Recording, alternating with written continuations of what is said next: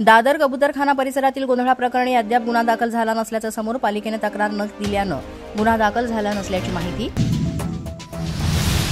महापर्यटन महोत्सवानंतर महाराष्ट्र सुरक्षा दलाच्या 25 जवानांची तुकडी महाबळेश्वर तसंच पाचगणीमध्ये तैनात। मुंबईमधील ट्रायडंट हॉटेल मरीन ड्राईव्ह परिसरामध्ये पर्यटकांच्या सुरक्षेसाठी दुसरी टीम तैनात।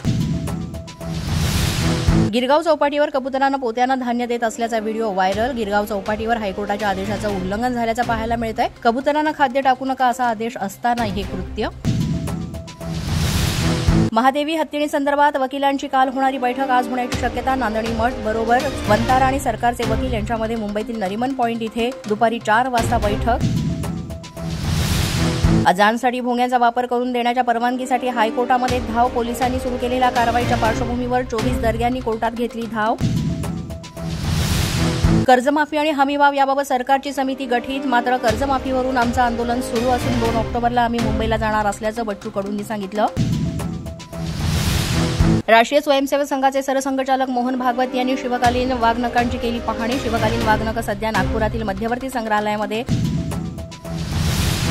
अंबादास दानवेंनी ट्विट करत मंगलप्रभात लोढा यांच्या खात्यावर आक्षेप घेत लोढांच्या खात्यातील 41 अधिकाऱ्यांना पदोन्नतीनंतर तिथेच पोस्टिंग देण्यात आली। अंबादास दानवे यांचा दावा।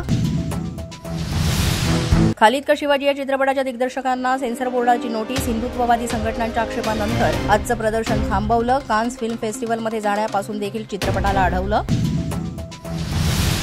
कबुतरांना अन्नपाणी देण्याची बंदी मुंबई हायकोर्टाकडून कायम। कबुतरखान्याजवळ हजारो लोक प्रवास करतात। आमच्यासाठी नागरिकांचं आयुष्य महत्त्वाचं। वैद्यकीय अहवालाचा दाखला देत कोर्टाचे निरीक्षण। पोलीस माझा न्यूजच्या बातमीपत्रात आज इतकंच। तुम्हाला आमचं बातमीपत्र कसं वाटतंय याबाबत अवश्य अभिप्राय कळवा। यासाठी पोलीस माझा न्यूजचं YouTube चॅनल सबस्क्राईब करा। तसंच आमचं फेसबुक, इंस्टाग्राम आणि ट्विटर अकाउंट फॉलो करा। अधिक माहितीसाठी आमच्या www.policemazanews.com या वेबसाईटला भेट द्या। आमचे अधिकृत प्रतिनिधी व्हायचे असेल तर स्क्रीनवर दिलेल्या क्रमांकांवर आज संपर्क साधा। आजच्या बातमीपत्रात इतकंच। पुन्हा भेटूया पुढील बातमीपत्रात। तोपर्यंत पाहत रहा पोलीस माझा न्यूज।